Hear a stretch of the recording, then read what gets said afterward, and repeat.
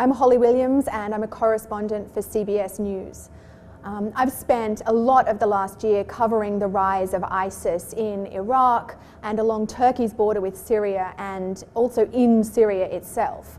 And the reason that I am driven to do that is that the US has decided to fight ISIS, to take on ISIS along with its coalition partners, in the words of President Obama, to degrade and destroy ISIS.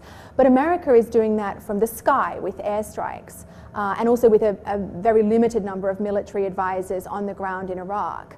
But there are other people in Iraq and in Syria who are fighting on the ground, who are on the front line and who are risking their lives and in some cases losing their lives to battle against the extremists. And I think that our viewers, I think that Americans need to know who those people are, and I hope that they want to know who those people are, whether they are Kurdish forces in Iraq who are American allies but who are saying we desperately need more guns, we desperately need help, we desperately need armoured personnel carriers, or whether they're Shiite militias in Iraq who have a notorious record, who are implicated in torturing and murdering thousands of Iraqis and who have somehow strangely ended up on the same side as the US in this battle against ISIS.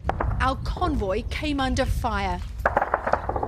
We took cover in a village of mud brick huts.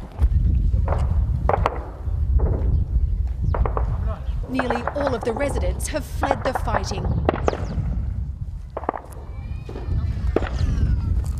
Our cars just came under fire as we were driving along that road over there. I guess the most anxious times I've had over the last few months have been when I've crossed into Syria to see the front line against ISIS there.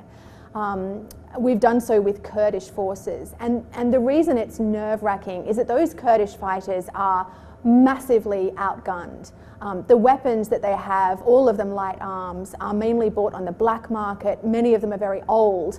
And meanwhile, ISIS has heavy weapons. And we know that if ISIS launched a large-scale offensive there, we would have to get out of there in a hurry.